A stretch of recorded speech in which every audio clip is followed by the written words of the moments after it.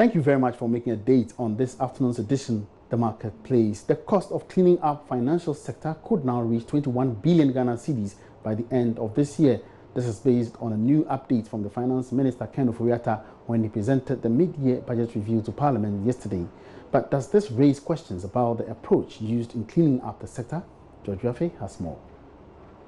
The Finance Minister in the presentation said that he was afraid the cost of the financial sector cleanup could reach $3 to $4 billion.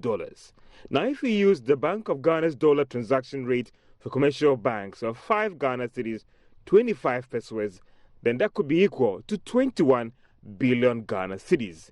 This is about 3 billion Ghana cedis more than what Joy Business had projected last month as in what could be the cost of this cleanup. The cost may even be realized before the end of this year, as the Finance Minister Ken Ofori-Atta had told Joy Business that the last batch of reforms, which would target the savings and loan sectors, would happen before the end of September this year. We are, however, learning that this may exclude the estimated cost of any cleanup in the capital and investment space. The recapitalization exercise undertaken by Bank of Ghana, which sought to increase the stated minimum capital of banks from 120 million to 400 million, ended in December 2018 with a total of 23 banks meeting the requirements.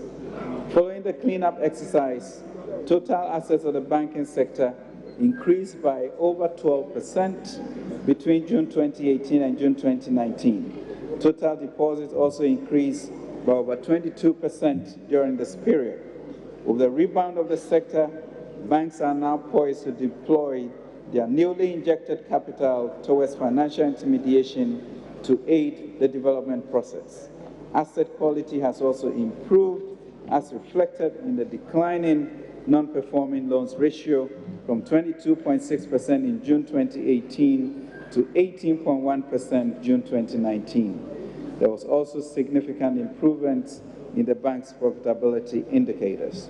But for some, the rising cost raises concerns about whether government should have used this approach. Also, others have argued that the appointed receivers may have to work hard to recover the cost from owners and directors of these liquidated banks. One of the receivers had told Joy Business that they were even struggling to identify assets of the directors and owners of these defunct banks.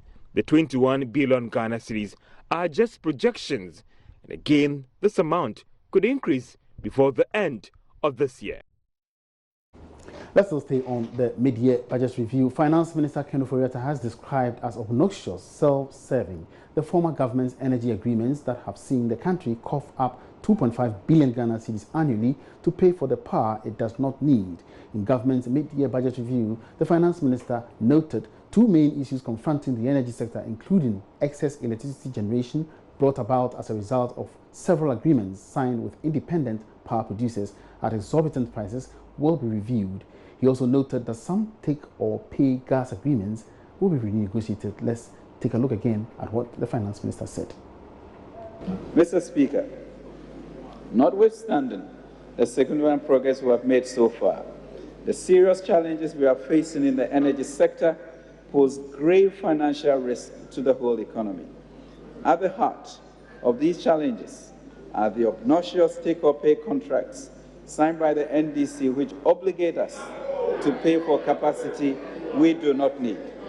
Currently, according to the Energy Commission, our installed capacity of over 5,000 megawatts is almost double our peak demand of around 2,700 megawatts. Notably, 2,300 megawatts of the installed capacity has been contracted on a take-or-pay basis. This means that we are contractually, Mr. Speaker, obliged to throw away money for this excess capacity which we do not consume. This has resulted in us paying over $500 million of over 2.5 billion annually for power generation capacity that we do not need. Similarly, for gas, Ghana has contracted for around 750 million scf per day by 2023. This is even after this government terminated 2 other LNG contracts in 2017. Current demand is around 250 million scf per day, and this is projected to rise to between 450 and 550 million scf per day by 2023.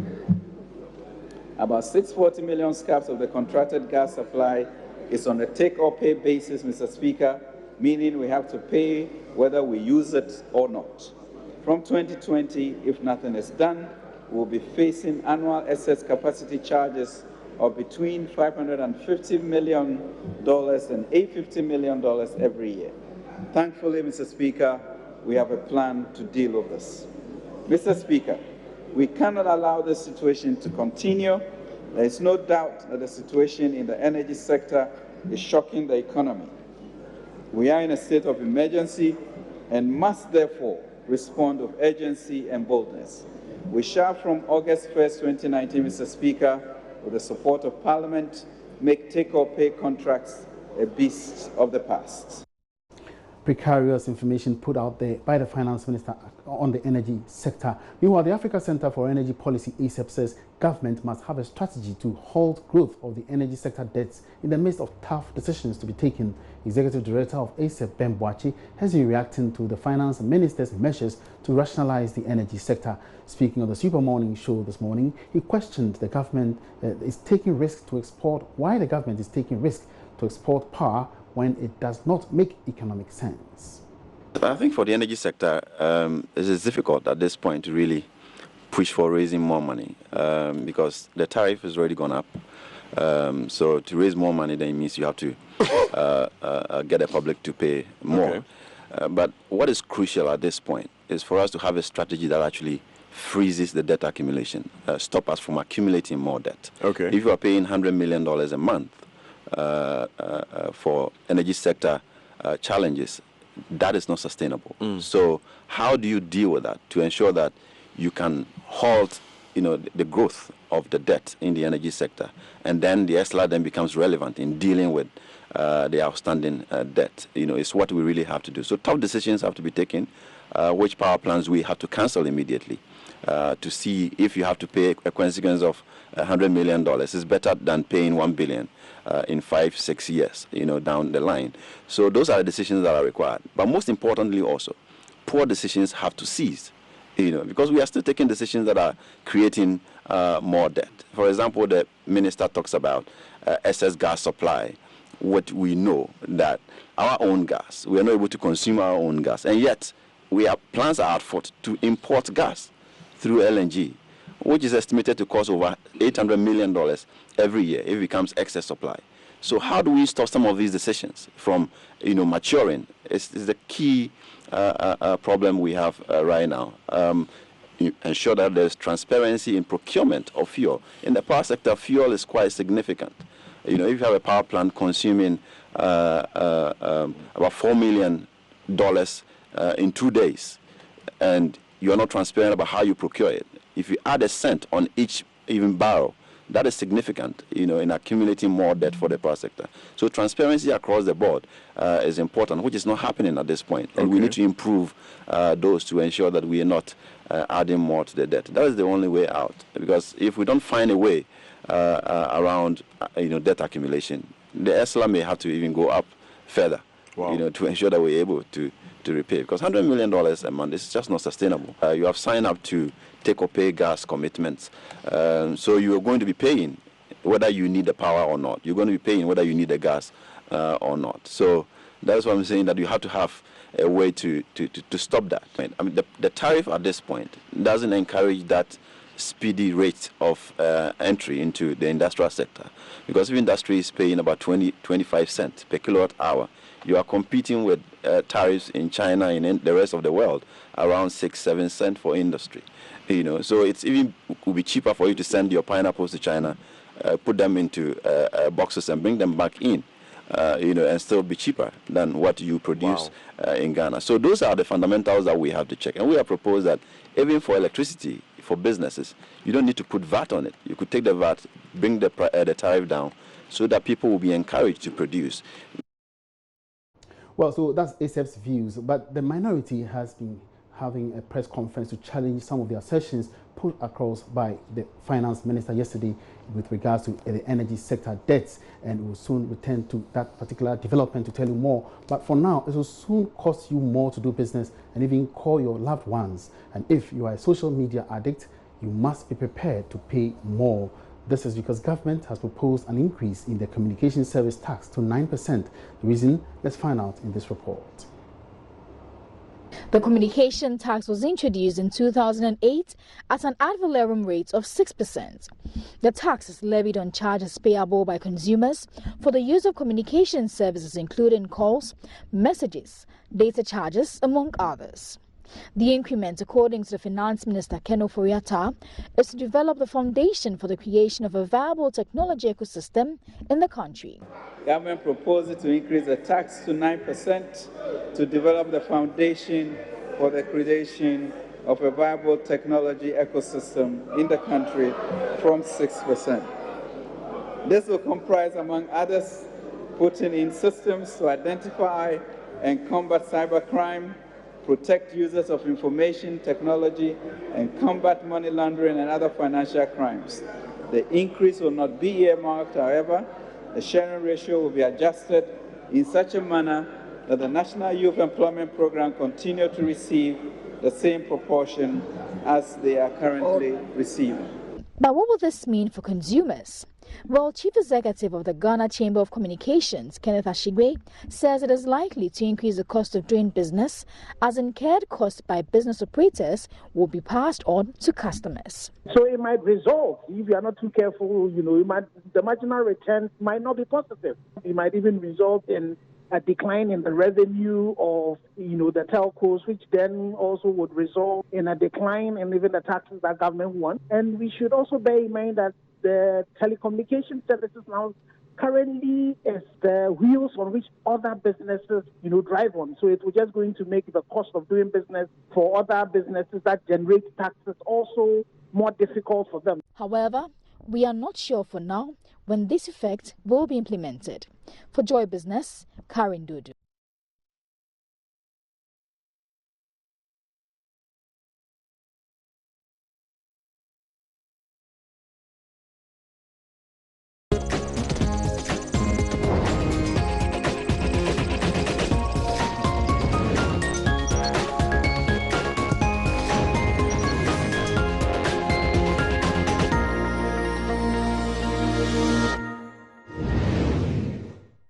All right, so let's return to the energy sector debt again. Ghana's debt to GDP is likely to cross the 60% ratio by the end of 2019, which could lead to a return to the International Monetary Fund.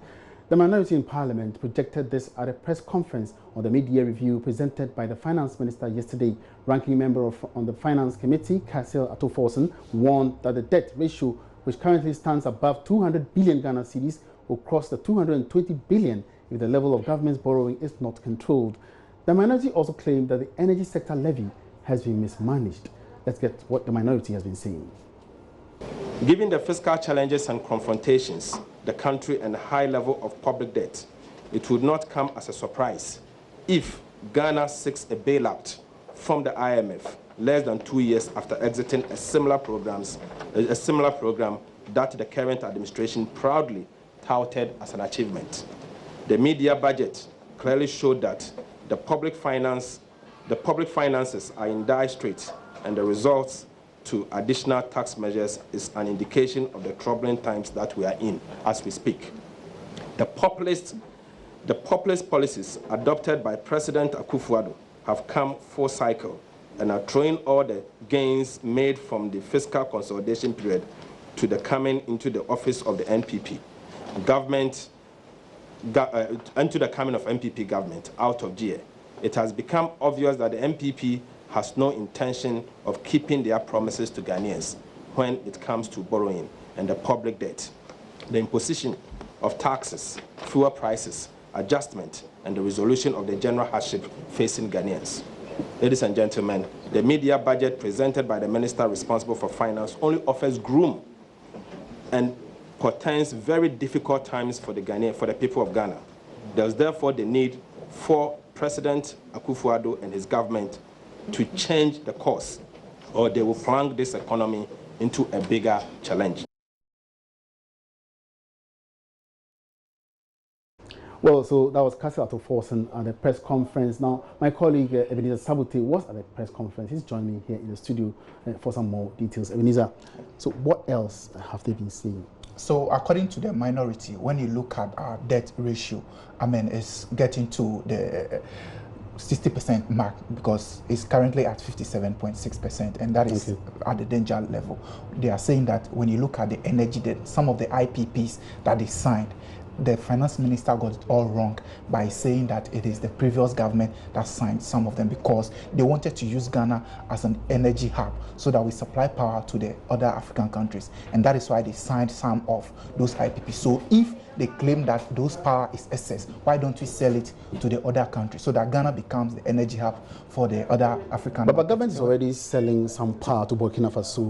Exactly so, but the minority thinks we can do more. They are saying that some populist, policies by the government has made us got to where we are at the moment, and they think that something must be done. They also claim that the government is promising too much. So at the end of the day, they will have to do so many projects which doesn't really look, friendly to the people. So they mentioned the one district, one factory. They mentioned the, planting for food and all that, which are not sustainable because when you go to most of the districts, some of these factories are nowhere to be found. But the government claims they are spending money on it. They also spoke about corruption, the fact that we are using our money for so many corrupt activities. They mentioned the AFCON.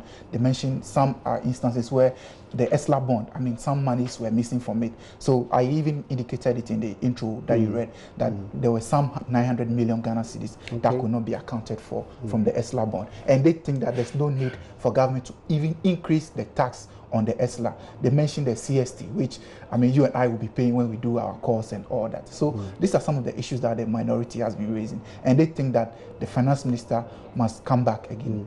Now, earlier, I know the minority has been challenging the fact that Dumsor is a thing of the past. They believe that it has to do with finances, settling the financial situation of the VRA and other producers. Exactly. They also comment he also came up, and when you listen to Atu Forson, he was saying that government has been telling us that they've paid the debts or the IPPs, but no, they have not paid anything. What they've paid is just a minute of it. So very soon we should be getting ready for, a Dumsor, so to speak, where they spoke about the fact that the car power ship plant is still lying at Tema instead of taking it to Takrady and all that, and the fact that we are wasting all the materials and all the resources that we are supposed to use for power, and at the end of the day the government comes back to say that you've signed so many IPPs and there's excess power. There can be a better way to utilize all those resources and power. All right, thank you very much for that update. Ebenezer Sabute bringing us up to speed with the press conference that was held by the minority earlier in the day.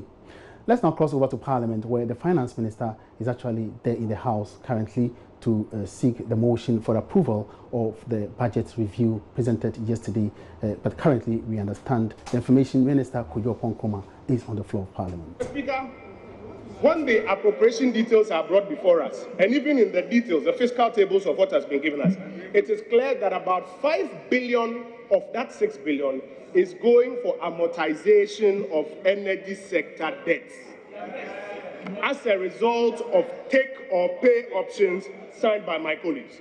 Mr. Speaker, as the Finance Minister mentions, about $1 billion, which is equivalent to about 5 billion Ghana cedis. Sometimes these figures may just sound like numbers in our ears.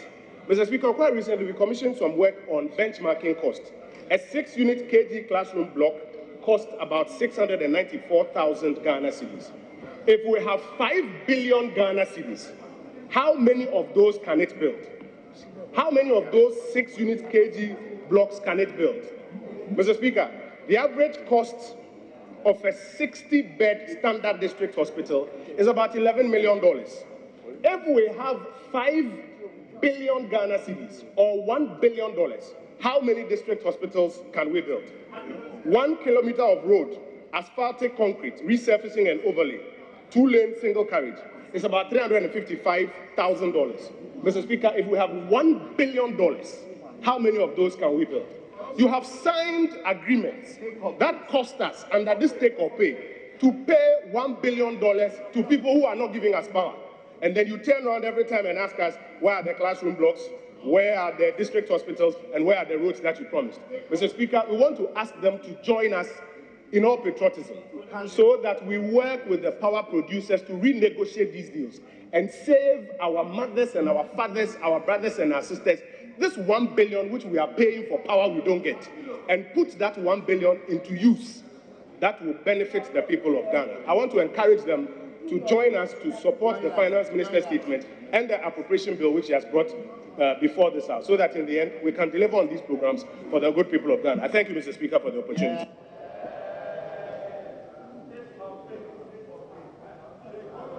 Honorable, yes, Honorable Member for Boga.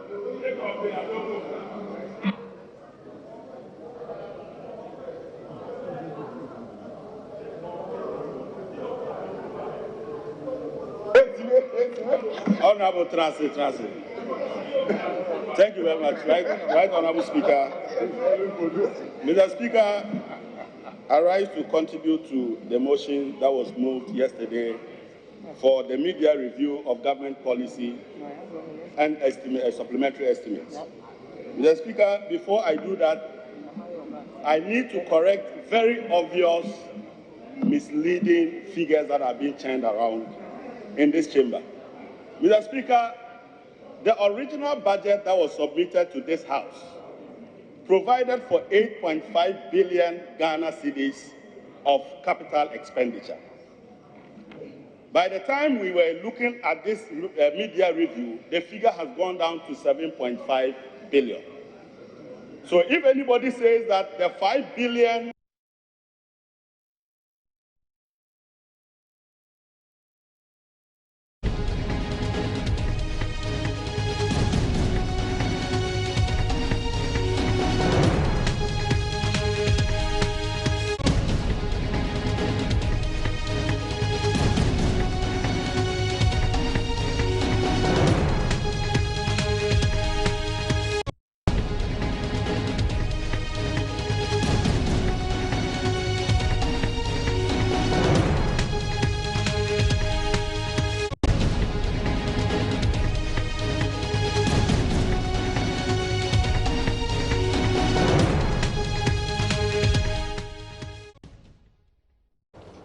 Unfortunately, we lost the feed from Parliament, where the Finance Minister is in the House to seek approval for the budget review and supplementary estimates presented to the House yesterday.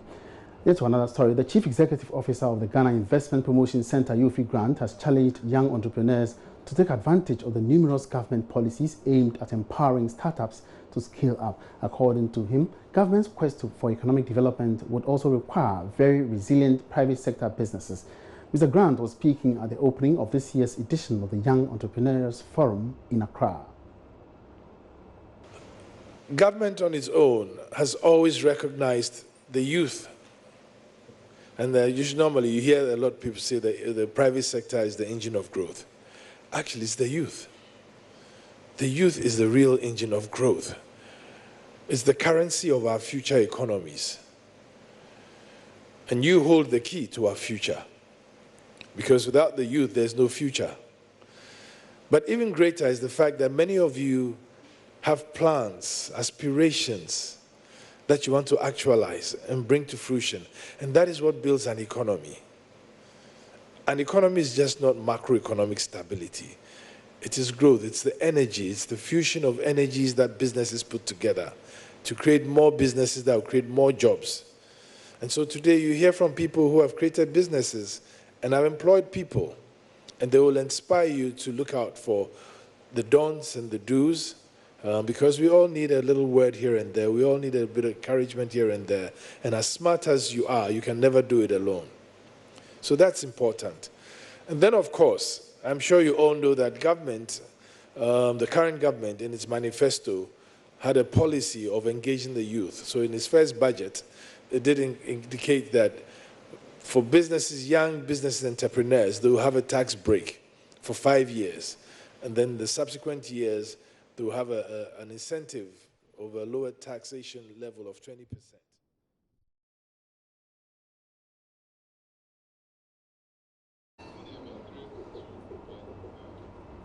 That was Yofi Grant, GIPC's CEO.